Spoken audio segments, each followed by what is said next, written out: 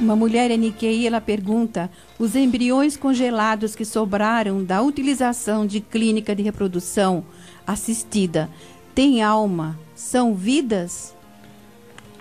Se tem almas e são vidas. E a vida começa na fecundação. Salmo 139 mostra com muita clareza. Quem tiver Bíblia, examine principalmente os versículos 13 a 16, que mostram que Deus viu o nosso corpo ainda informe. Logo, sem mais explicações com relação aos embriões congelados, que é motivo de controvérsia, afirmamos apenas o nosso princípio bíblico, que a vida tem início na fecundação. Qualquer emprego de embriões fora desse princípio bíblico é problema dos homens que agem fora do conhecimento da Bíblia Sagrada e serão responsáveis diante de Deus pela forma de agir. O irmão Carlos de São Vicente, ele pergunta se existe diferença entre a alma humana e a dos animais. É claro que existe. A alma humana é uma entidade consciente, inteligente e sensível, que tem sensibilidade. Se Deus nos criou à sua imagem, é porque Ele é uma pessoa. Sendo uma pessoa, tem os atributos que nos deu limitadamente: inteligência, a capacidade de conhecimento, vontade própria, o livre-arbítrio, decisão para resolver certos problemas e sensibilidade, capacidade de amar, odiar, capacidade de entristecer-se, de alegrar-se. Ao passo que os animais têm apenas alma sensitiva, sem os atributos próprios de uma personalidade que é característica do ser humano. O animal morreu, acabou-se. Devemos tratar bem os animais, recomenda a Bíblia Sagrada, no livro de Provérbios, mas não ter reverência e dar, às vezes, aos animais um conforto, um privilégio maior do que se dá a um ser humano. Por exemplo, hoje se toma conhecimento de que um ser humano pode matar, como aconteceu com um jovem que ultimamente arrastou um corpo cerca de 15 quilômetros, foi dado como crime culposo e ele sai livre depois de pagar uma multa. Já qualquer maltratamento a um animal, a uma ave, é crime inafiançável. Então vale mais a vida de um animal do que a vida de um ser humano. E aí as mortes se repetem. E a Bíblia diz: ai daquele que fazem leis iníquas. Isaías capítulo 10, versículo 1. A Michele, pastor, ela pergunta: o que quer dizer a palavra misericórdia? A palavra misericórdia vem do latim miserere, que significa digno de lástima, digna de pena. E nós, de acordo com Tito 3:5, declara o apóstolo Paulo, não por obras de justiça praticadas por nós, mas segundo a sua misericórdia, nos salvou. Então, como pecadores, destituídos, separados de Deus, estávamos sem meio de salvação. Mas Jesus Cristo se compadeceu de nós. João 15:13, ninguém tem maior amor do que este, de dar alguém a sua vida pelos seus amigos.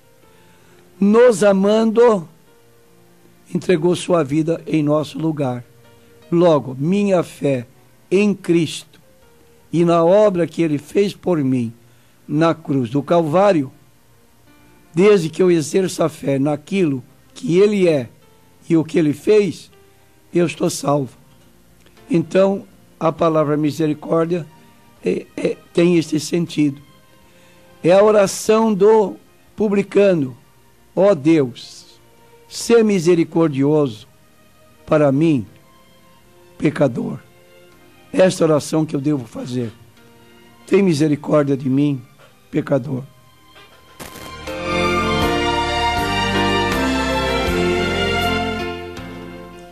A Carmen, ela pergunta: Deus ouve as orações ou reza dos pecadores? Há um tempo da nossa vida que está apontado em Atos 17, 30 a 31.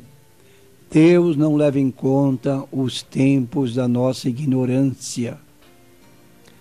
Anuncia a todos os homens e em todo lugar que se arrependam, porquanto tem determinado um dia em que julgará o mundo por meio do varão.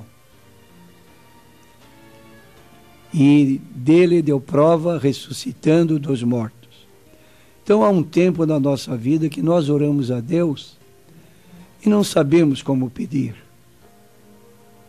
Oramos de forma imprópria. E Deus, na sua misericórdia, nos atende. Porque não sabemos. Nunca lemos uma Bíblia. Nunca recebemos uma orientação. Então eu creio que Deus responde a oração que nós fazemos quando desconhecemos a sua vontade. Mas quando temos conhecimento através da Bíblia Sagrada, então o tipo de oração é o que já foi dito. João 14, 13 e 14.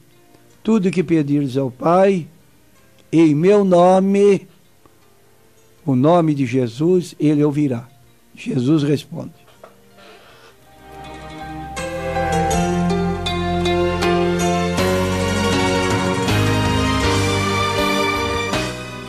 Uma mulher NQI pergunta: porta-retrato de parentes queridos que já morreram, devemos guardar ou podemos deixar exposto no móvel, pastor?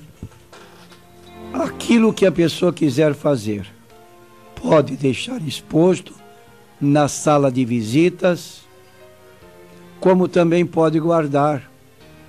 Não há qualquer problema numa fotografia de lembrança de um parente, desde que não nos prostremos diante da fotografia e peçamos qualquer coisa, como se estivéssemos nos dirigindo a Deus. Se você orar a uma fotografia de seu parente, você está tornando aquilo uma imagem e está proibida por Levítico 26, versículo 1. Não farás e não te prostrarás. Se prostrar, fazendo petições, aí tem o problema. Mas ter a lembrança de um parente, ora, isso é uma honra para a pessoa que faleceu, mormente os pais. Mas, de certo modo, faça como Efésios 6, 1 a 3. Honra seu pai enquanto tem vida. Sua mãe também.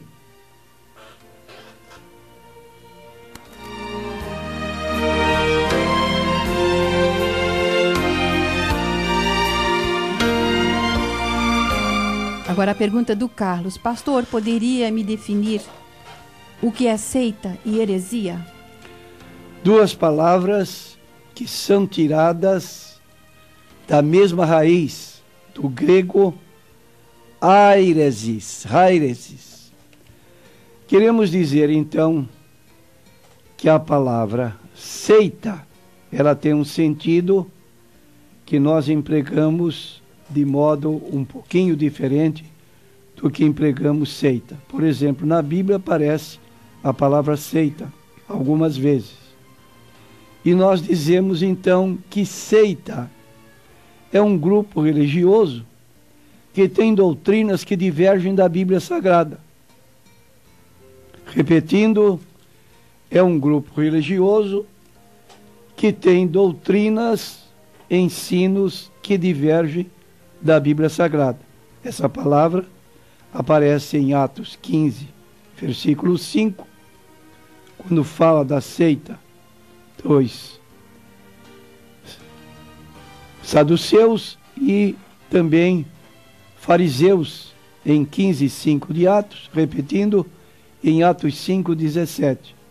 Existiam nos dias de Jesus essênios, zelotes, herodianos, fariseus, saduceus. E existe então a palavra heresia, que tem um sentido de ensino falso, fraudulento. Então, dizem alguns entendidos que seita é um grupo de indivíduos reunidos em torno de uma interpretação errônea da Bíblia feita por uma ou mais pessoas. Isso é uma declaração do Dr. Walter Martin. Outro, Josh McDowell, ele diz: é uma perversão, uma distorção do cristianismo bíblico. E já heresia, então, tem o sentido de ensino que diverge da Bíblia Sagrada, não está de acordo com a Bíblia Sagrada. Precisamos ter cuidado, tanto com as seitas, como também com as heresias.